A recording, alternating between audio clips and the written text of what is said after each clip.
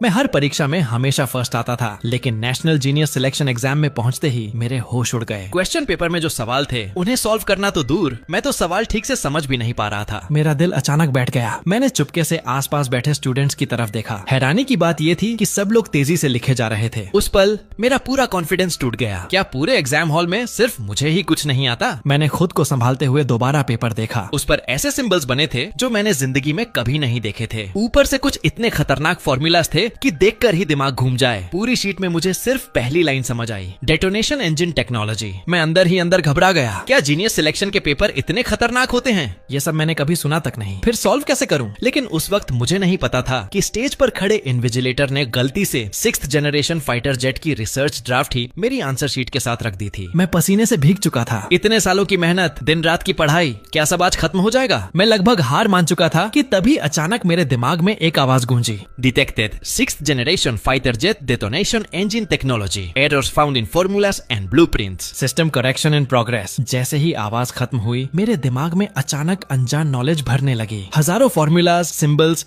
और complex calculations बिजली की तरह अंदर घुसने लगे। उस पल मेरा दिमाग किसी सुपर कंप्यूटर की तरह काम करने लगा। जो चीजें पहले बिल्कुल समझ नहीं आ रही थीं, वो अब धीरे धीरे क्रिस्टल क्लियर होने लगी। मैं एक्साइटमेंट में लगभग चिल्ला ही पड़ा। अब ब्लैंक पेपर देने की जरूरत नहीं पड़ेगी। कि मैंने बिना देर किए तुरंत पेन उठाया और तेजी से लिखना शुरू कर दिया। तब तक आधा एग्जाम खत्म हो चुका था। बाकी स्टूडेंट्स बेसिक क्वेश्चंस तो कर चुके थे, लेकिन पीछे वाले बड़े सवालों में सब फंस गए थे। कोई सिर पकड़कर बैठा था, कोई बाल नोच रहा था। पूरे हॉल में सिर्फ मेरी पेन लगातार चल रही थी। मेरी स्पीड देखकर बाकी स्टूडेंट्स भी शॉक हो गए। शायद उन्हें लग रहा था कि मैं कोई मॉन्स्टर लेवल जीनियस हूँ जो इस एलियन लैंग्वेज वाले पेपर को भी सॉल्व कर रहा है। एग्जाम खत्म होने की आखिरी सेकंड तक मैं लिखता रहा। सच कहूँ तो अभी भी बहुत कुछ बाकी था, लेकिन टाइम और आंसर शीट दोनों कम पड़ गए। इसलिए मैंने सिर्फ सबसे जरूरी डेटा और कोर प्रिंसिपल्स ही लिखे। एग्जाम खत्म होते ही पेपर्स कलेक्ट करके सील कर दिए गए। लगभग सारे स्टूडेंट्स उदास थे और पीछे वाले सवालों को लेकर कंप्लेन कर रहे थे। जैसे ही मैं स्कूल गेट से बाहर निकला, क्लास टीचर तुरंत मेरे पास आ गईं। कैसा गया एग्जाम? पेपर मुश्किल था क्या? फिर मैं हल्का मुस्कुराया। काफी मुश्किल था, लेकिन मुझे लगता है मैंने ठीक किया। जी, मेरे पास खड़ी क्लास ब्यूटी ल्यू रोशान की आंखें लाल थीं। इस बार तो मैं जरूर फेल हो जाऊंगी। पीछे वाले सवाल बहुत ज्यादा मुश्किल थे। फिर टीचर ने तुरंत उसे समझाया, टेंशन मत लो, बहुत सारे स्टूडेंट्स कह रहे हैं कि पीछे वाले क्वेश्चंस उनसे नहीं हुए।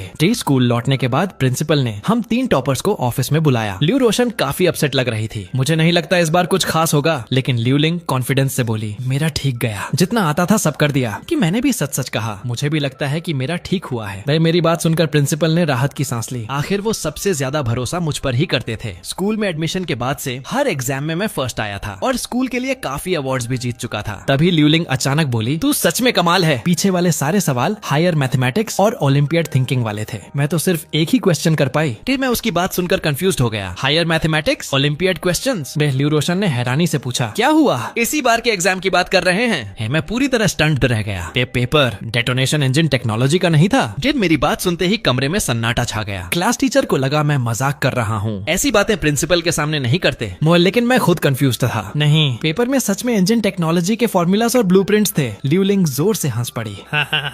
तू एग्जाम पेपर ही भूल गया? कहीं एग्जाम हॉल में सो तो नहीं गया था? और तू डेटोनेशन इंजन सॉल्व करेगा? सपना देख रहा था क्या? लेकिन इस बार क्लास टीचर के चेहरे पर चिंता साफ दिख रही थी। उन्हें लग रहा था कि मैं झूठ नहीं बोल रहा। ये आखिर हुआ क्या? ऑनलाइन तो पूरा पेपर अपलोड हो चुका है, उसमें कहीं भी इंजन टेक्नोलॉजी नहीं है। कहीं तुम गलत एग्जाम हॉल में तो नहीं चले गए थे? कि ल्यू लिंग ने ताना मारा। पेपर तक गलत दिखाया, कहीं 0 मार्क्स ना आ जाएं। अब मैं खुद भी डाउट में पड़ गया था। आखिर वो क्वेश्चंस इतने मुश्किल थे कि किसी नॉर्मल हाई स्कूल स्टूडेंट के बस की बात ही नहीं लग रहे थे। मैंने धीरे से कहा, ये इम्पॉसिबल है। मैं सबके साथ ही एग्जाम हॉल में गया था, गलत रूम में कैसे पहुंच सकता हूँ? ल्यू रोशन ने मुझे समझाया, इतना मत सोचो। अगर इस बार सिलेक्शन नहीं हुआ तो भी कॉलेज एंट्रेंस एग्जाम बाकी है। अच्छे मार्क्स लाकर अच्छी यूनिवर्सिटी में जा सकते हो। मैं भी कॉन्फिडेंट नहीं हूँ। चलो साथ में मेहनत करते हैं। फिर उसकी बात सुनकर मैंने खुद को संभाला। मुझे नहीं पता था कि आखिर गलती कहाँ हुई, लेकिन मुझे खुद पर भरोसा था। ऊपर से अब मेरे पास हेवन डिफाइंग कॉम्प्रिहेंशन सिस्टम भी था। आगे सब और बेहतर ही होने वाला था। मुझे नहीं लगता अब कोई एग्जाम मुझे रोक सकता है। उसी समय दूसरी तरफ कॉन्फ्रेंस रूम में देश भर के टॉप एक्सपर्ट्स बैठे थे। आंसर शीट्स चेक करने वाले लोग साधारण टीचर्स नहीं, बल्कि अलग अलग फील्ड्स के एकेडमी लेवल स्पेशलिस्ट थे। रिव्यू टीम की हेड शशान ने सबकी तरफ देखते हुए कहा, हमें तुरंत बड़ी संख्या में टैलेंटेड स्टूडेंट्स की जरूरत है, खासकर एरोस्पेस फील्ड में। इसलिए सभी लोग पेपर्स ध्यान से चेक करें। लेकिन इस बार हर हाल में सबसे टैलेंटेड स्टूडेंट्स को चुनना होगा। तो शशान की बात सुनकर सभी एक्सपर्ट्स ने सिर हिलाया और आंसर शीट्स चेक करना शुरू कर दिया। तभी अचानक एक एक्सपर्ट हैरानी से बोला, ये आंसर शीट क्या है? भी उसके चेहरे पर साफ कंफ्यूजन था। इस पेपर के क्वेश्चंस बाकी शीट से बिल्कुल अलग हैं, लेकिन अजीब बात यह है कि इसमें आंसर्स पूरे भरे हुए हैं। दे उसकी बात सुनते ही बाकी लोग भी वहाँ इकट्ठा हो गए। कॉन्फ्रेंस रूम में बैठे लोग कोई आम टीचर्स नहीं बल्कि एकेडमी लेवल एक्सपर्ट्स थे, लेकिन फिर भी उस शीट पर लिखी चीजें देखकर कई लोगों को समझ नहीं आ रहा था। डेटोनेशन इंजन टेक्नोलॉजी ये आखिर कहाँ से आ गया? माहौल अचानक भारी हो गया। सबकी नजरें एक साथ शेनशान पर जाकर टिक गईं। शेनशान ने अपना पेपर नीचे रखा और जल्दी से वहाँ पहुंची। क्या हुआ? फेक एक्सपर्ट ने तुरंत कहा, डीन लगता है ये गलत पेपर चला गया। लेकिन अजीब बात यह है कि स्टूडेंट ने पूरा सॉल्व भी किया है। शेनशान के दिल की धड़कन तेज हो गई। इतनी बड़ी नेशनल लेवल एग्जाम में ऐसी गलती होना मामूली बात नहीं थी। उसने जल्दी से आंसर शीट उठाई, लेकिन अगले ही पल उसकी आंखें फैल गईं। ये तो मेरा कल वाला रिसर्च ड्राफ्ट है। मैं उसके माथे पर तुरंत पसीना आ गया। ये पेपर्स के बीच कैसे पहुंच गया? वो समझ चुकी थी कि ये गलती किसी स्टूडेंट के लिए कितनी अनफेयर थी। आखिर एरोस्पेस इंस्टीट्यूट तक जिन प्रॉब्लम्स को सॉल्व नहीं कर पाया, उन्हें एक हाई स्कूल स्टूडेंट कैसे कर सकता था? लेकिन फिर उसकी नजर आंसर्स पर गई और अगले ही पल वो पूरी तरह फ्रीज हो गई। दुनिया भर में डेटोनेशन इंजन टेक्नोलॉजी सबसे मुश्किल एरोस्पेस प्रॉब्लम्स में गिनी जाती थी। खासकर उसके पावर फॉर्मूलाज में सालों से फ्लॉज थे जिन्हें कोई ठीक नहीं कर पाया था। लेकिन इस आंसर शीट में लिखे फॉर्मूलाज पूरी तरह परफेक्ट थे। हर फ्लॉ करेक्ट किया गया था, हर मिसिंग कैलकुलेशन कंप्लीट थी। शेनशान को ऐसा लगा जैसे उसके ऊपर बिजली गिर गई हो। उसने तुरंत अपनी आंखें मली। ये कैसे पॉसिबल है? बाकी एक्सपर्ट्स घबरा गए। डीन आखिर हुआ क्या? तो लेकिन शेनशान के पास जवाब देने का समय नहीं था। वो पागलों की तरह हर फॉर्मूला, हर लाइन और हर कैलकुलेशन को ध्यान से देखने लगी। कुछ ही देर में उसके हाथ हल्के हल्के कांपने लगे। अचानक वो जोर से चिल्लाई, जल्दी मुझे पेपर और पेन दो। ये उसकी आवाज सुनकर पूरा रूम चौंक गया।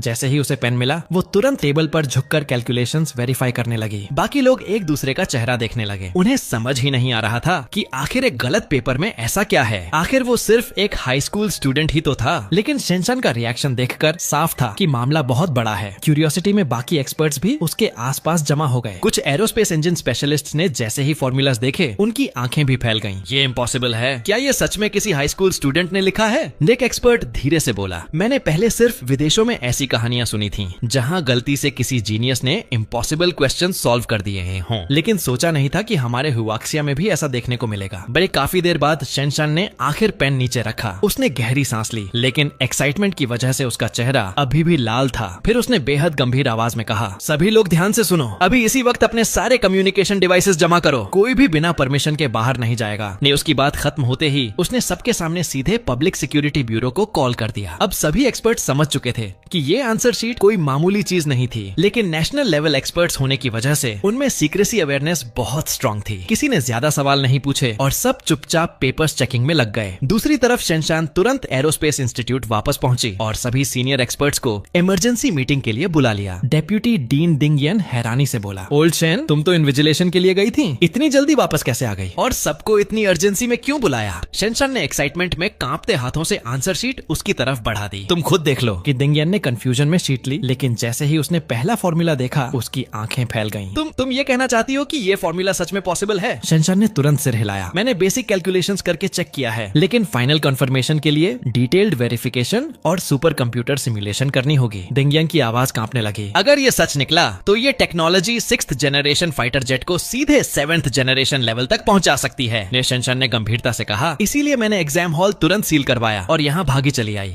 डिंगियन एक्साइटमेंट में लगभग कांपने लगा। फिर देर किस बात की, तुरंत शुरू करो। शेनशान तुरंत बाकी एक्सपर्ट्स की तरफ मुड़ी कि एरोस्पेस इंस्टीट्यूट अब फर्स्ट लेवल कॉन्फिडेंशियल स्टेट में जाएगा। पूरे इंस्टीट्यूट का सिग्नल ब्लॉक किया जाएगा। बाहर की दुनिया से होने वाला हर कॉन्टैक्ट सिक्योरिटी मॉनिटरिंग में होगा। एक्सपर्ट्स अब भी इस शॉक से बाहर भी नहीं आए थे कि उन्हें तुरंत अलग अलग टास्क दे दिए गए। पूरा इंस्टीट्यूट युद्ध जैसी स्पीड में काम करने लगा। रात के 12 बज गए, लेकिन किसी ने एक पल भी आराम नहीं किया। सभी लोगों में अजीब सा एक्साइटमेंट था। कुछ देर बाद एक एक्सपर्ट भागते हुए आया। रिपोर्ट, सारे फॉर्मूला सही हैं। यहाँ दूसरा एक्सपर्ट बोला, सभी कैलकुलेशंस परफेक्टली मैच कर रही हैं। शेनशान एक्साइटमेंट में जोर से टेबल पर हाथ मारकर खड़ी हो गई। जल्दी सुपर कंप्यूटर सिमुलेशन शुरू करो, मुझे देखना है कि ये डेटोनेशन इंजन आखिर कितना पावरफुल है। तो जल्द ही सिमुलेशन रिजल्ट सामने आ गए। Aircraft strength 35% increase, total weight 16% air decrease, aerodynamic stealth coefficient 7% improve. Results देखते ही शेनशान और डिंगियन एक दूसरे को शॉक में देखने लगे। ह्यूआक्सिया की 6th generation fighter jet technology पहले ही काफी मैच्योर थी। सिर्फ इंजन टेक्नोलॉजी बिगेस्ट बॉटलनेक बनी हुई थी। ऐसी सिचुएशन में परफॉर्मेंस का 8% बढ़ना भी बहुत बड़ी बात माना जाता था, लेकिन इस डेटा के इस्तेमाल के बाद परफॉर्मेंस सीधे डबल डिजिट तक बढ़ गई थी। डिंगियन ने कांपती आवाज में कहा, अगर ये रिजल्ट्स सुपर कंप्यूटर से वेरीफाई ना हुए होते तो मैं कभी यकीन नहीं करता कि ये सब किसी हाई स्कूल स्टूडेंट ने बनाया है। जिम शेंशन की धड़कन तेजी से बढ़ रही थी। आखिर उसका दिमाग बना कैसे है? क्या दुनिया में सच में ऐसे मॉन्स्टर्स एग्जिस्ट करते हैं? कि सबसे डराने वाली बात ये थी कि ये टेक्नोलॉजी किसी नॉर्मल स्टूडेंट की पहुंच से बहुत बाहर थी, लेकिन सच उनकी आंखों के सामने था। तभी डिंग यान का चेहरा अचानक गंभीर हो गया। ऐसे टैलेंट की इन्फॉर्मेशन तुरंत कंट्री को रिपोर्ट करनी होगी और हर हाल में उस स्टूडेंट को प्रोटेक्शन देनी होगी। उसी समय दूसरी तरफ मैं अभी भी अपने फ्यूचर को लेकर सोच रहा था। वैसे भी आगे कॉलेज एंट्रेंस एग्जाम बाकी है, मेरे मार्क्स से टॉप यूनिवर्सिटीज में एडमिशन मिलना मुश्किल नहीं होगा। ऊपर से अब मेरे पास हेवन डिफाइंग कॉम्प्रिहेंशन सिस्टम भी है। अब मेरा लक्ष्य सिर्फ चिंगबे यूनिवर्सिटी में एडमिशन लेना नहीं था, बल्कि पूरे देश का टॉप स्कोरर बनना था, वो भी फुल मार्क्स के साथ। जी अपना माइंडसेट ठीक करने के बाद मैं पूरी तरह एग्जाम प्रिपरेशन में जुट गया। देखते ही देखते जीनियस क्लास के रिजल्ट्स घोषित होने का दिन आ गया। पूरे स्कूल की नजरें लियू रोशान, लियू लिंग और मुझ पर टिकी हुई थी। तभी क्लास टीचर मेरे पास आई। उन्होंने मुझे अजीब नजरों से देखा और बोली, स्कूल मैनेजमेंट के फैसले के मुताबिक तुम्हारी स्कॉलरशिप कैंसिल की जाती है। उनकी बात सुनकर मैं स्टन्ड रह गया। मुझे बिल्कुल उम्मीद नहीं थी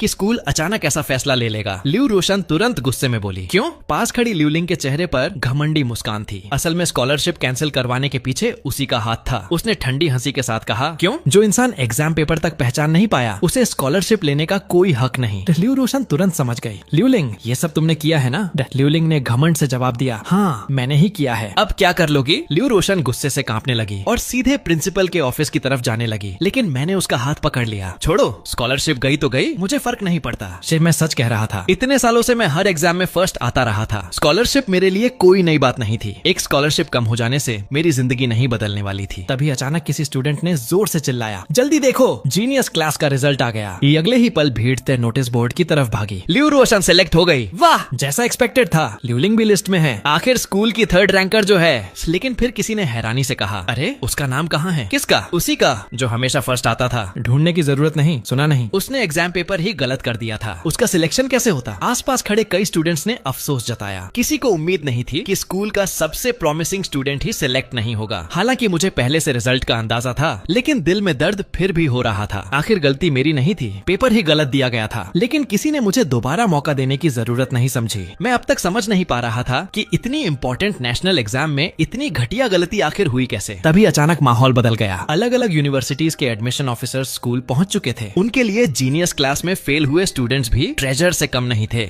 आखिर नेशनल लेवल एग्जाम में बैठने वाले स्टूडेंट्स कोई मामूली लोग नहीं होते। इसलिए सिलेक्शन ना होने के बावजूद मैं अब भी टॉप यूनिवर्सिटीज की नजर में था। एक टीचर तुरंत मेरे पास आया, स्टूडेंट, क्या तुम डोंगफू यूनिवर्सिटी ज्वाइन करना चाहोगे? डायरेक्ट एडमिशन मिलेगा, एंट्रेंस एग्जाम देने की जरूरत नहीं, फुल स्कॉलरशिप भी मिलेगी। बात अभी दूसरा टीचर बीच में कूद पड़ा, डोंगफू यूनिवर्सिटी कैसी? हमारे चिंगबे यूनिवर्सिटी से बेहतर कोई नहीं, हम हुआक्सिया की नंबर 1 यूनिवर्सिटी हैं। तीसरा टीचर बोला, नेशनल डिफेंस यूनिवर्सिटी ज्वाइन करो, देश के लिए काम करने से बड़ा सम्मान कुछ नहीं। जो देखते ही देखते सारे एडमिशन ऑफिसर्स मेरे आसपास जमा हो गए। हर कोई मुझे सबसे बेहतर ऑफर देने की कोशिश कर रहा था। ये देखकर लियू रोशन दिल से खुश थी, लेकिन दूसरी तरफ लियू लिंग झलकर पागल हो रही थी। तभी वो अचानक जोर से बोली, सभी एडमिशन टीचर्स से मेरी रिक्वेस्ट है कि इसे एडमिट करने से पहले अच्छी तरह जांच कर लें। डी सबकी नजरें उसकी तरफ मुड़ गईं। वो आगे बोली, इसकी ओवरऑल स्कोर लिस्ट में दिखाई ही नहीं दे रही, यानी इसका एग्जाम स्कोर 0 है। कौन जानता है कि इसके पिछले एग्जाम्स के मार्क्स भी असली थे या नहीं। मैं उसकी बात सुनते ही एडमिशन ऑफिसर्स के चेहरे गंभीर हो गए। अगर चीटिंग का शक है तो मामला सीरियस है। इस बार 0 मार्क्स भी आए हैं। हमें पहले डिटेल्ड इन्वेस्टिगेशन करनी पड़ेगी। कुछ देर पहले जो लोग मुझे लेने के लिए लड़ रहे थे, अब सब पीछे हटने लगे। लियू लिंग ने मुझे देखकर घमंडी मुस्कान दी, लेकिन मेरे दिल में जरा भी घबराहट नहीं थी। चाहे सिस्टम ना भी मिलता, तब भी मुझे खुद पर भरोसा था कि मैं कॉलेज एंट्रेंस एग्जाम में खुद को साबित कर सकता हूँ। और अब तो मेरे पास हेवन डिफाइंग कॉम्प्रिहेंशन सिस्टम था। मेरे लिए जिंदगी लिटरली चीट मोड बन चुकी थी। लियू लिंग जैसी छोटी हरकतें अब मुझे बिल्कुल प्रभावित नहीं कर सकती थी। उसी समय दूसरी तरफ एरोस्पेस इंस्टीट्यूट में सारे एक्सपर्ट्स कई रातों से बिना सोए काम कर रहे थे। सबकी आंखें लाल हो चुकी थी। आखिर वो आखिरी मोमेंट आ ही गया। पूरा रूम सांस रोककर फाइनल रिजल्ट्स का इंतजार कर रहा था। तभी कंप्यूटर से नोटिफिकेशन साउंड आई। फाइनल सिमुलेशन कंप्लीट हो चुका था। 5000 आवर्स। रिजल्ट सुनते ही पूरे रूम में सन्नाटा छा गया। हर एक्सपर्ट शॉक में अपनी आंखें मलने लगा। किसी को यकीन ही नहीं हो रहा था। डिंग यान कांपती आवाज में बोला, ओल्ड शेन, मैं सपना तो नहीं देख रहा? इतनी टेरिफाइंग स्पीड सच में पॉसिबल है? शेन ने गहरी सांस ली। शायद डेटा गलत नहीं है। जब तक कंप्यूटर में कोई प्रॉब्लम ना हो। ये तभी टेक्निकल स्टाफ जोर से बोला, रिपोर्ट, सुपर कंप्यूटर पूरी तरह नॉर्मल है, सारे कैलकुलेशंस एक्यूरेट हैं। शेन एक्साइटमेंट में हवा में मुक्का मारते हुए चिल्लाई, अगर हम इस फाइटर जेट को सच में बना पाए तो हुआक्सिया एयरफोर्स पूरी दुनिया में अनबीटेबल हो जाएगी। डिंग यान भी एक्साइटमेंट में हंस पड़ा। अगर ब्यूटीफुल कंट्री फिर साउथ सी असली में प्रोवोकेशंस करेगा तो इस बार हम उन्हें हुआक्सिया एयरफोर्स की असली ताकत दिखाएंगे। दूसरा एक्सपर्ट हंसते हुए बोला, ये सिर्फ दुश्मनों को भगाने की बात नहीं होगी, उन्हें घुटनों पर लाकर सरेंडर करवाएंगे। कोई और बोला, इतनी टेरिफाइंग स्पीड से अगर ये फाइटर जेट ब्यूटीफुल कंट्री के ऊपर उड़ जाए तो शायद वो लोग इसे एलियन स्पेसशिप समझ लें। लेकिन तभी टेक्निकल डिपार्टमेंट ने नई रिपोर्ट दी, करंट एयरक्राफ्ट मटेरियल्स इस इंजन की परफॉर्मेंस सहन नहीं कर पाएंगे। एग्जिस्टिंग फाइटर जेट स्ट्रक्चर इतनी स्पीड हैंडल नहीं कर सकता। ये सुनकर कमरे का उत्साह थोड़ा कम हो गया, लेकिन शिनचान पहले से इसके लिए मेंटली प्रिपेयर्ड थी। इतनी इंसेन स्पीड पर आज की कोई भी मटेरियल टेक्नोलॉजी सर्वाइव नहीं कर सकती थी। दिंग यन ने अफसोस से कहा, काश हमारे पास इससे बेहतर मेटल मटेरियल्स होते तो ये फाइटर जेट सच में 7th जनरेशन स्टैंडर्ड तक पहुंच जाता। लेकिन शिनचान की आंखों में अलग ही चमक थी। मुझे नहीं पता वो हाई स्कूल स्टूडेंट आखिर इतना एडवांस्ड इंजन कैसे बना पाया, लेकिन अगर वो ये टेक्नोलॉजी डिजाइन कर सकता है तो शायद मटेरियल प्रॉब्लम भी सॉल्व कर सकता है। उसकी आवाज अचानक बेहद गंभीर हो गई। किसी भी कीमत पर हमें उस स्टूडेंट को अपने साथ जोड़ना होगा। तभी डिंग यन ने अचानक टाइम देखा और जोर से अपना माथा पीट लिया। धत्त तेरे की, हम टेस्टिंग में इतने बिजी हो गए कि भूल ही गए, आज तो जीनियस क्लास रिजल्ट्स का दिन है।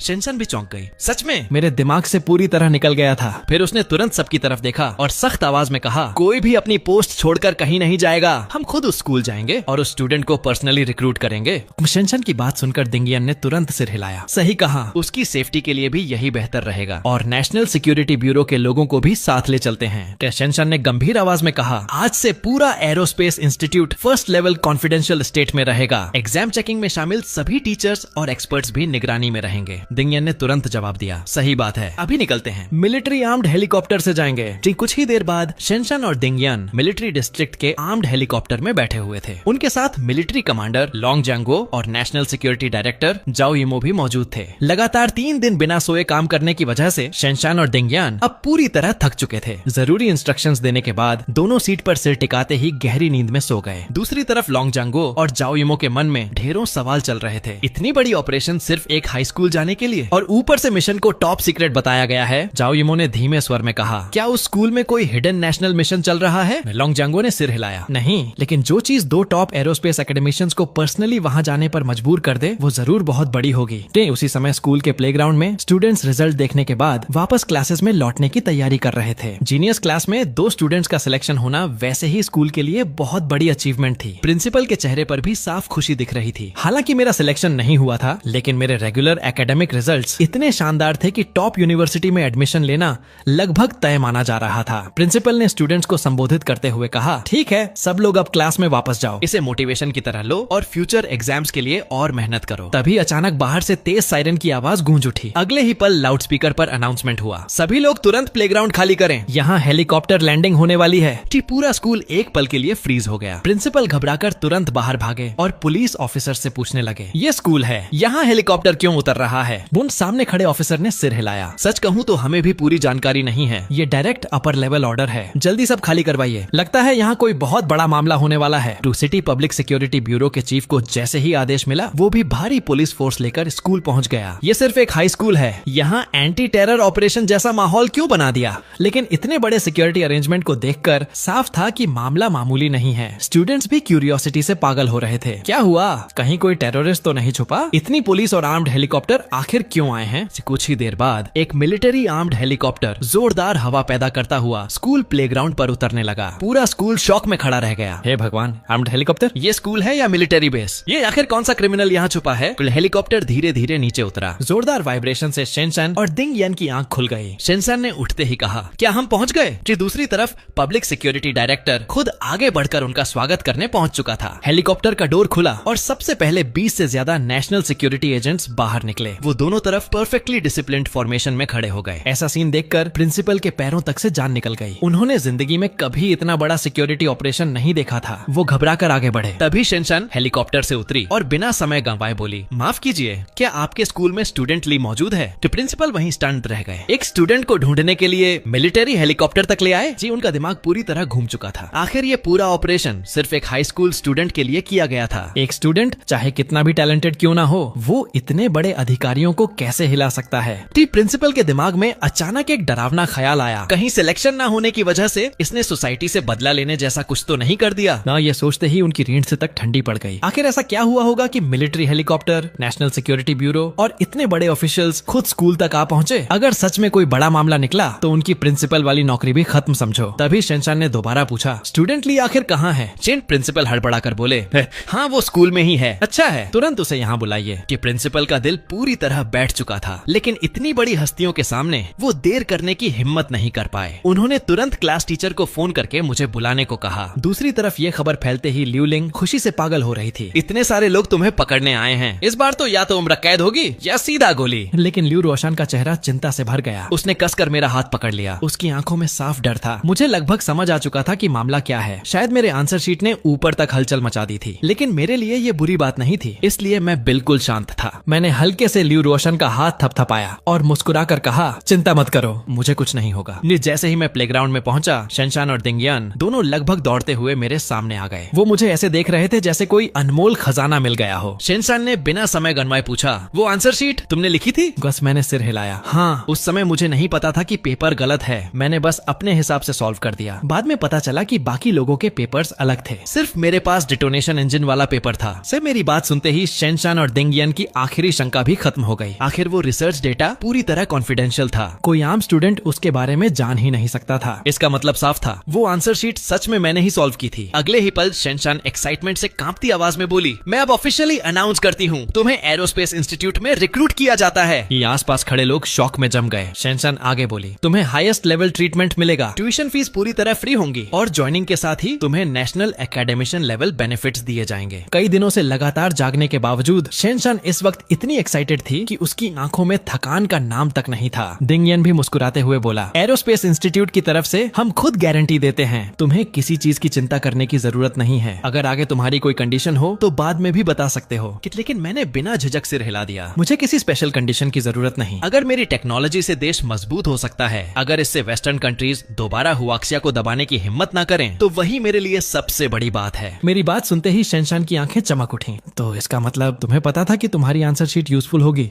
मैंने हल्की मुस्कान के साथ कहा, बिल्कुल, और अगर जरूरत हो तो मैं आगे भी रिसर्च कंटिन्यू कर सकता हूँ। मेरा सपना हमेशा से यही रहा है। शिनचान मुझे देखकर अंदर तक हिल गई। आखिर कौन सा हाई स्कूल स्टूडेंट ऐसा होता है जिसे देश के सबसे टॉप एरोस्पेस इंस्टीट्यूट में डायरेक्ट रिक्रूटमेंट मिले और वो फिर भी इतना काम रहे? कोई और स्टूडेंट होता तो खुशी में बेहोश हो जाता, लेकिन मैं शुरुआत से आखिर तक शांत था। इससे सिर्फ एक बात साबित होती थी, मुझे अपनी एबिलिटीज पर पूरा भरोसा था। आसपास खड़े टीचर्स, स्टूडेंट्स और पुलिस ऑफिसर्स पूरी तरह स्टंट थे। इतने बड़े मिलिट्री ऑपरेशन का कारण सिर्फ एक स्टूडेंट को रिक्रूट करना निकलेगा, ये किसी ने सपने में भी नहीं सोचा था। कई लोग अब भी समझ नहीं पा रहे थे कि आखिर डेटोनेशन इंजन टेक्नोलॉजी कितनी बड़ी चीज है, लेकिन एरोस्पेस फील्ड से जुड़े कुछ लोगों के चेहरे बदल चुके थे। वो जानते थे कि हुआक्सिया कई सालों से वेस्टर्न कंट्रीज के दबाव का सामना कर रहा था। देश की पूरी उम्मीद नेक्स्ट जनरेशन फाइटर जेट और डेटोनेशन इंजन टेक्नोलॉजी पर टिकी थी। अगर इसमें ब्रेक थ्रू मिल जाता तो हुआक्सिया दुनिया का पहला 6th जनरेशन फाइटर जेट बना सकता था, और शायद वेस्टर्न कंट्रीज फिर कभी आंख उठाकर देखने की हिम्मत न कर पाती। लेकिन ये टेक्नोलॉजी इतनी मुश्किल थी कि शिनचान की पूरी एक्सपर्ट टीम कई सालों से रिसर्च करने के बाद भी ज्यादा प्रोग्रेस नहीं कर पाई थी। और अब अचानक एक हाई स्कूल स्टूडेंट ने इम्पॉसिबल ब्रेक थ्रू कर दिया था। कई एक्सपर्ट्स के मन में सिर्फ एक ही ख्याल चल रहा था, क्या भगवान ने सच में हुआक्सिया को एक मॉन्स्टर लेवल जीनियस दे दिया है? शिनचान जितना मुझे देख रही थी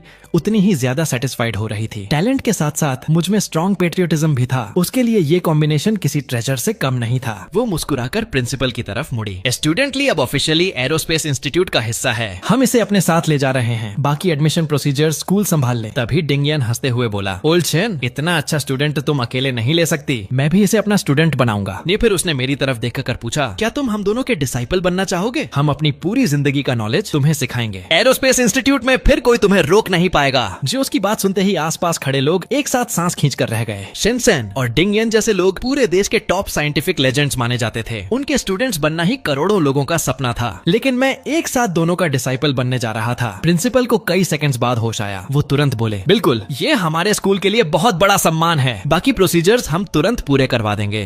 शिनचैन संतुष्ट होकर मेरी तरफ मुड़ी। चलो अब हमें निकलना चाहिए, हमारे पास तुमसे पूछने के लिए बहुत सारे सवाल हैं। देख मैं थोड़ा हिचकिचाया। अभी? लेकिन मैंने अपने पेरेंट्स को भी नहीं बताया, कम से कम घर पर बात तो कर लूं। मुझे सच में उम्मीद नहीं थी कि सब कुछ इतनी तेजी से होगा। आखिर अचानक मिलिट्री हेलीकॉप्टर में बैठकर जाना कोई छोटी बात नहीं थी। लेकिन शिनचैन ने गंभीर आवाज में कहा, तुम्हारी आइडेंटिटी अब बहुत सेंसिटिव हो चुकी है, तुम्हें हाईएस्ट लेवल प्रोटेक्शन की जरूरत है, और ये टेक्नोलॉजी देश के लिए बेहद जरूरी है। तुम्हारे फैमिली अरेंजमेंट्स गवर्नमेंट संभाल लेगी, तुम्हें चिंता करने की जरूरत नहीं। मैंने कुछ पल सोचा, फिर धीरे से सिर हिला दिया। ठीक है, मैं देश के अरेंजमेंट को एक्सेप्ट करता हूँ। मैं आर्म्ड हेलीकॉप्टर की तरफ बढ़ ही रहा था कि तभी अचानक मुझे एक बेहद जरूरी बात याद आ गई। ओह हाँ, एक जरूरी बात। हेलीकॉप्टर में बैठने से पहले मुझे अचानक कुछ याद आया। मेरी एक क्लासमेट है, उसके ग्रेड्स भी हमेशा अच्छे रहे हैं। क्या उसे भी एरोस्पेस इंस्टीट्यूट में एडमिशन मिल सकता है? शनशान ने मेरी तरफ देखा। जीनियस क्लास और एरोस्पेस इंस्टीट्यूट की सिलेक्शन प्रोसेस बहुत स्ट्रिक्ट होती है। सिर्फ टैलेंटेड स्टूडेंट्स को ही टीचर्स चुनने का मौका मिलता है। फिर वो हल्का मुस्कुराई। लेकिन अगर तुम खुद रिकमेंड कर रहे हो तो हम उसे प्रायोरिटी इवैल्यूएशन दे सकते हैं। अगर वो मिनिमम स्टैंडर्ड्स पास कर गई तो एडमिशन मिल जाएगा, लेकिन अगर मार्क्स कम हुए तो हम रूल्स नहीं तोड़ सकते। ये प्रिंसिपल का मामला है।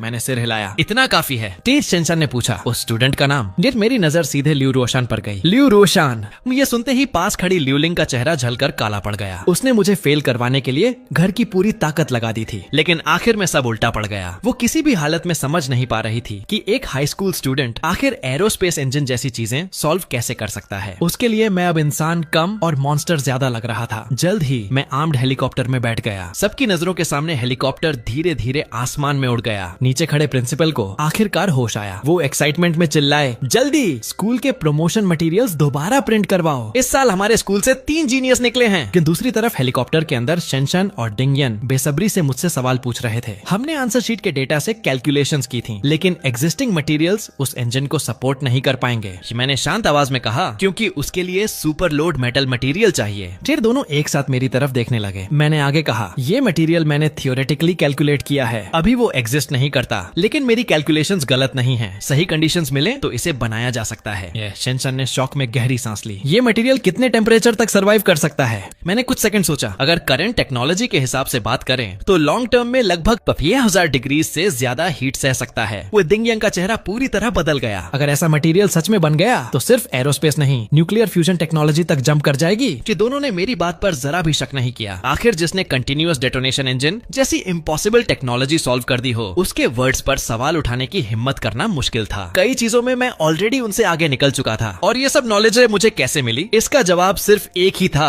जीनियस। क्योंकि पूरी दुनिया में इस टेक्नोलॉजी को जानने वाला अकेला इंसान मैं था। शनशान एक्साइटमेंट में लगभग कांप रही थी। जितनी जल्दी हो सके एरोस्पेस इंस्टीट्यूट वापस चलते हैं। तुम्हारे लिए तुरंत पर्सनल लैबोरेटरी तैयार की जाएगी। तुम्हें जो भी चाहिए होगा वो बिना डिले के दिया जाएगा। फिर उसकी आंखों में चमक थी। अगर हम तुम्हारे बताए हुए इस मेटल को बना पाए तो वो देश के लिए अनइमेजिनेबल कंट्रीब्यूशन होगा। मैंने शांत स्वर में कहा, मैं पूरी कोशिश करूंगा। उसके बाद शनशान और डिंगयन ने मुझसे फाइटर जेट्स और एरोस्पेस टेक्नोलॉजी को लेकर ढेर सारे सवाल पूछे, लेकिन जितना वो पूछते गए उतना ही ज्यादा शॉक्ड होते गए। शॉक्ड होते गए, क्योंकि उन्हें धीरे धीरे एहसास हो रहा था कि मेरी नॉलेज उनकी एक्सपेक्टेशन से कहीं आगे थी। आखिर इतनी कम उम्र में कोई इंसान ऐसी टेक्नोलॉजी कैसे समझ सकता था जो फाइटर जेट्स को मार्च 10 से भी ज्यादा स्पीड तक पहुंचा दे। अब उन्हें पूरी तरह समझ आ चुका था कि मुझे इतने हाई लेवल सिक्योरिटी के साथ क्यों लाया गया। मेरे जैसे टैलेंट के लिए चाहे जितना बड़ा अरेंजमेंट किया जाए वो कम ही था। उसी समय दूसरी तरफ मेरे घर में एटमॉस्फेयर बिल्कुल उल्टा था। मॉम और डैड को स्कूल से फोन आ चुका था। उन्हें स्कॉलरशिप कैंसिल होने और जीनियस क्लास में मेरा सिलेक्शन न होने की खबर मिल गई थी। मॉम उदास होकर बोली, हमारा बेटा हमेशा इतने अच्छे मार्क्स लाता था, फिर इस बार ऐसा कैसे हो गया? भी उनके चेहरे पर साफ दुख था, लेकिन डैड उतने परेशान नहीं दिखे। उन्होंने धीरे से कहा, कोई बात नहीं, बच्चा हेल्थी और खुश रहे वही काफी है। तभी घर का दरवाजा खटखटाया गया। बाहर पूरा मोहल्ला जमा था। आज जीनियस क्लास के रिजल्ट्स आए हैं ना? तुम्हारा बेटा तो जरूर सिलेक्ट हुआ होगा। आज तो मिठाई खिलानी पड़ेगी। लेकिन मॉम का चेहरा और ज्यादा बुझ गया। इतने लोगों के सामने उन्हें और बुरा लग रहा था। वो दिखावा करने वालों में से नहीं थी। उन्होंने सीधे सच बता दिया, उसका सिलेक्शन नहीं हुआ। ये सुनते ही आसपास के लोग शॉक्ड रह गए। डैड ने मजबूरी में हल्की मुस्कान दी। हाँ, अभी क्लास टीचर का फोन आया था। बेट कुछ लोगों को सच में अफसोस हुआ, लेकिन कुछ ऐसे भी थे जो अंदर ही अंदर खुश हो रहे थे। तभी भीड़ में से एक औरत ताने मारते हुए बोली, स्कॉलरशिप भी वापस ले ली गई ना? कहीं ऐसा तो नहीं कि पहले वाले मार्क्स चीटिंग से आते थे? जी, वो औरत हमेशा से मेरे पेरेंट्स से जलती थी, क्योंकि उसका बेटा मेरी ही उम्र का था, लेकिन पढ़ाई में बिल्कुल कमजोर था। आज उसे आखिर मौका मिल गया था। उसने घमंड से कहा, मेरा बेटा तो स्कूल छोड़कर बिजनेस कर रहा है, महीने के 10-20 हजार कमा लेता है, पढ़ाई करके भी आखिर नौकरी ही करनी पड़ती है। ये उसकी बातें सुनकर मॉम और डैड दोनों का खून खौल उठा। मॉम गुस्से में बोली, तुम्हारे बेटे में चाहे जितनी कमाई हो हमें जलन नहीं, लेकिन जो लोग कहते हैं पढ़ाई बेकार है, उनके बच्चों में किसी का रिजल्ट अच्छा है। जी, वो औरत तुरंत लाल पड़ गई। अच्छे मार्क्स से क्या हुआ? आखिर सिलेक्ट तो नहीं हुआ ना? चाहो तो मेरे बेटे की दुकान पर काम दिलवा दूं। भी डैड का चेहरा भी अब खराब हो चुका था। उन्होंने गुस्से में कहा, बस अब सब लोग जाइए, हमें स्कूल जाना है। लेकिन जाते जाते भी वो औरत बड़बड़ाती रही। पढ़ाई करते थे, आखिर हुआ क्या? आखिर में नौकरी ही करनी पड़ती है। तभी अचानक बाहर से ढोल नगाड़ों जैसी आवाज आने लगी। सभी लोग चौंक कर बाहर देखने लगे। पहले लगा शायद किसी की शादी है, लेकिन नीचे सड़क पर गवर्नमेंट ऑफिशियल्स की लंबी कॉन्वॉय खड़ी थी। सबसे आगे कुछ लोग बड़े बड़े बैनर्स लेकर चल रहे थे। अभी कुछ देर पहले तक ताने मारने वाले पड़ोसी अब एक दूसरे का चेहरा देखने लगे। अरे अभी तो कहा था कि वो फेल हो गया, फिर ये सरकारी लोग यहाँ क्यों आए हैं? ये कुछ ही मिनटों में पूरा कंग्रेचुलेशन कॉन्वॉय हमारे घर के नीचे पहुँच गया। वही जेलस पड़ोस ने अब घबराकर फुसफुसाने लगी, ये आखिर हो क्या रहा है? से तभी सबसे आगे खड़े सीनियर ऑफिशियल ने उनकी बात सुन ली। उसने तुरंत भौहें चढ़ाई। किसने कहा स्टूडेंट ली फेल हुआ है? ये उसकी आवाज गर्व से भरी थी। स्टूडेंट ली ने एक्स्ट्रॉर्डिनरी परफॉर्मेंस दी है इस एग्जाम में। स्टूडेंट ली ने पूरे देश में फर्स्ट रैंक हासिल की है। इतना ही नहीं, उसे एरोस्पेस इंस्टीट्यूट के दोनों डीन्स ने एक साथ अपना स्टूडेंट चुना है। वो हमारे पूरे शहर का गर्व है। किसी को भी उसके बारे में गलत बातें फैलाने की इजाजत नहीं दी जाएगी। सो ये शब्द सुनते ही मेरे मॉम डैड पूरी तरह स्टंट रह गए। वो अब तक समझ ही नहीं पा रहे थे कि आखिर हो क्या रहा है। कुछ देर पहले स्कूल से फोन आया था कि मैं फेल हो गया हूँ, लेकिन अब अचानक पूरा गवर्नमेंट कॉन्वॉय घर के नीचे खड़ा था। प्रिंसिपल को डर था कि कहीं असली बात बाहर ना निकल जाए, इसलिए वो तुरंत बोले, पहले जो इन्फॉर्मेशन दी गई थी वो मिसअंडरस्टैंडिंग थी। आपके बेटे का रिजल्ट कॉन्फिडेंशियल रखा गया था क्योंकि उसका परफॉर्मेंस बहुत एक्स्ट्रॉर्डिनरी था। कि फिर उन्होंने मुस्कुराकर कहा, स्कूल मैनेजमेंट ने फैसला किया है कि आपके बेटे को 3 मिलियन युआन स्कॉलरशिप दी जाएगी। इसके अलावा सिटी गवर्नमेंट की तरफ से भी 10 मिलियन युआन रिवॉर्ड मिलेगा। कि अगले ही पल मेयर खुद आगे बढ़े और डैड से हाथ मिलाया। नमस्ते, मैं यू हुआचाओ हूँ। देश के लिए इतना शानदार टैलेंट तैयार करने के लिए आपका धन्यवाद। भी बगल में खड़े सेक्रेटरी ने तुरंत अवार्ड्स और चेक आगे बढ़ा दिए। मेयर ने खुद वो रिवॉर्ड्स मॉम डैड को दिए। दोनों के दिमाग पूरी तरह सुन्न हो चुके थे। वो बस मशीन की तरह अवार्ड्स पकड़कर खड़े रह गए। उन्हें तो ये तक याद नहीं रहा कि मेहमानों को घर के अंदर बुलाना है। दूसरी तरफ कुछ देर पहले ताने मारने वाले पड़ोसी अब चुपचाप मुंह लटकाकर वहाँ से खिसकने लगे। मेयर ने जाते जाते कहा, आपका बेटा अब एरोस्पेस इंस्टीट्यूट जा चुका है। उसकी सिक्योरिटी और फ्यूचर की पूरी जिम्मेदारी गवर्नमेंट की है। अगर घर में किसी भी चीज की जरूरत हो तो सीधे मुझे कांटेक्ट कर सकते हैं। भी थोड़ी देर बाद पूरा कॉन्वॉय वहाँ से चला गया, लेकिन मॉम डैड अब भी ड्रीम जैसी हालत में बैठे थे। उन्हें बिल्कुल अंदाजा नहीं था कि उसी समय कुछ मिस्टीरियस पीपल आसपास के खाली फ्लैट्स किराए पर लेकर उनकी सीक्रेटली प्रोटेक्शन शुरू कर चुके थे। दूसरी तरफ मेरा आर्म्ड हेलीकॉप्टर एरोस्पेस इंस्टीट्यूट पहुंच चुका था। पूरा institute already highest security level पर था, लेकिन मेरी सेफ्टी अब सबसे ज्यादा इम्पोर्टेंट बन चुकी थी। मेरे बाहर निकलने के लिए बुलेट प्रूफ कार्स तैयार रहती थीं। हर वक्त दर्जनों आर्म्ड सिक्योरिटी पर्सनल आसपास मौजूद रहते। यहाँ तक कि मिलिट्री स्पेशल फोर्सेस की एक यूनिट हमेशा स्टैंड बाय रहती थी। खाने तक के लिए अलग स्टाफ था। फूड बनने के बाद भी उसे 3 बार सिक्योरिटी चेक से गुजरना पड़ता था। रास्ते भर शनशान और दिंगयन मुझसे लगातार डिस्कशन करते रहे। जितनी बातें होती जा रही थीं, दोनों उतने ही एक्साइटेड होते जा रहे थे। इंस्टीट्यूट पहुंचते ही उन्होंने तुरंत सभी टेक्निकल एक्सपर्ट्स को मेन कॉन्फ्रेंस हॉल में बुला लिया। शनशान सबके सामने खड़ी हुई और गंभीर आवाज में बोली, सभी लोग ध्यान से सुनिए, यही वो जीनियस है जिसने आंसर शीट पर डेटोनेशन इंजन टेक्नोलॉजी सॉल्व की थी। फिर पूरा हॉल एकदम शांत हो गया। शनशान आगे बोली, आज से ये ऑफिशियली एरोस्पेस इंस्टीट्यूट का हिस्सा है और ये सिर्फ मेरा ही नहीं बल्कि वाइस डीन दिंगयन का भी स्टूडेंट होगा। फिर उसने बिना रुके अगला अनाउंसमेंट कर दिया, इसके अलावा मैं इसे डेटोनेशन इंजन प्रोजेक्ट का चीफ इंजीनियर अपॉइंट करती हूँ। हॉल में बैठे एक्सपर्ट्स पहले से ही मुझे देखने के लिए उत्सुक थे। आखिर उन्हें सिर्फ कुछ फॉर्मूलाज और पार्शियल डेटा मिले थे, लेकिन सिर्फ उससे इंजन बनाना इम्पॉसिबल था। अभी भी काउंटलेस प्रॉब्लम्स बाकी थीं, इसलिए अब सभी की उम्मीदें मुझ पर टिकी हुई थीं। वो चाहते थे कि जितनी जल्दी हो सके डेटोनेशन इंजन को रियलिटी बनाया जाए। अगले ही पल पूरे हॉल में जोरदार तालियां गूंज उठी। मैं खुद भी अंदर से एक्साइटेड था। आखिर यही मेरा सपना था। हेवन डिफाइंग कॉम्प्रिहेंशन सिस्टम मिलने के बाद न सिर्फ मेरी ग्रोथ अनइमेजिनेबल हो चुकी थी, बल्कि अब मेरे पास फ्यूचर टेक्नोलॉजीज तक पहुंचती थी। लेकिन मुझे सबसे ज्यादा सरप्राइज इस बात का था कि शनशान ने चीफ इंजीनियर जैसी पोजीशन सीधे मुझे दे दी। मैंने तुरंत सभी एक्सपर्ट्स की तरफ झुककर सम्मान से कहा, नमस्ते एवरीवन, अब से हम सब साथ काम करेंगे। मेरा एक्सपीरियंस आप सब सीनियर से बहुत कम है, लेकिन मैं पूरी मेहनत करूंगा। तभी शनशान अचानक बोली, कंटिन्यूअस डेटोनेशन इंजन जब फुल एक्सेलरेशन पर जाएगा तो उसका थ्रस्ट बेहद टेरिफाइंग होगा। शायद कोई भी पायलट इतनी डेंजरस एक्सेलरेशन सह ना पाए। क्या इसका मतलब है कि फ्यूचर फाइटर्स सिर्फ रिमोट कंट्रोल से उड़ेंगे? मैंने हल्की मुस्कान के साथ जवाब दिया, नहीं, बस पायलट्स को anti thrust acceleration flight suit पहनाना होगा। वो शरीर पर पड़ने वाला प्रेशर लगभग कम कर देगा। कुछ मेरी बात सुनते ही शेनशान की आंखें फैल गईं। क्या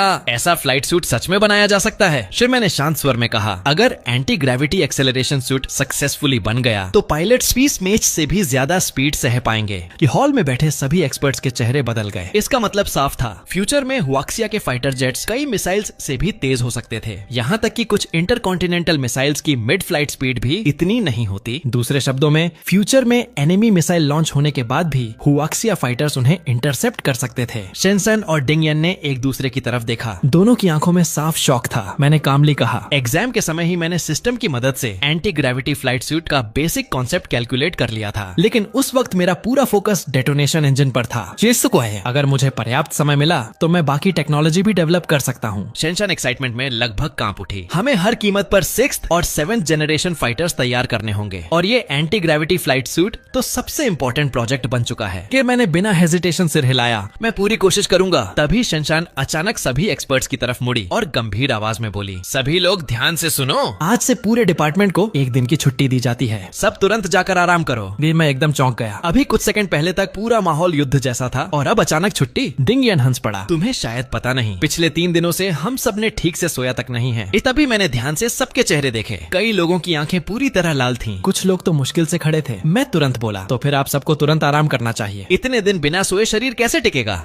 शेनशान ने सिर हिलाया। हम लोग थोड़ी देर रेस्ट करेंगे, उसके बाद तुरंत रिसर्च शुरू होगी। गिल्ड एक्सपर्ट्स अब सच में लिमिट तक पहुंच चुके थे, इसलिए सब धीरे धीरे बाहर जाने लगे। तभी शेनशान ने एक लड़की की तरफ इशारा किया। ये तुम्हारी पर्सनल सिक्योरिटी ऑफिसर होगी। इसका नाम लिनवन है। आज से ये तुम्हारी सेफ्टी और डेली लाइफ दोनों हैंडल करेगी। फिर लिनवन आगे बढ़ी और उसने हाथ बढ़ाया। हेलो, आगे से कृपया कोऑपरेट करना। मैंने उसका हाथ मिलाया, लेकिन अगले ही पल मुझे एहसास हुआ कि उसकी ग्रिप किसी आम लड़की जैसी बिल्कुल नहीं थी। उसका हाथ बेहद मजबूत था। साफ था कि वो प्रोफेशनली ट्रेंड फाइटर थी। थोड़ी देर बाद वो मुझे मेरे रहने की जगह पर लेकर गई। वो एक लग्जूरियस लार्ज अपार्टमेंट था। पूरा इंटीरियर बेहद मॉडर्न था। लिविंग रूम की ग्लास वॉल्स तक बुलेट प्रूफ थी और बाहर से अंदर कुछ भी दिखाई नहीं देता था। प्राइवेसी और सिक्योरिटी दोनों टॉप लेवल की थी। लिनवन ने मेरी तरफ देखकर पूछा, क्या आप अभी आराम करना चाहेंगे? नहीं, मुझे आराम की जरूरत नहीं है।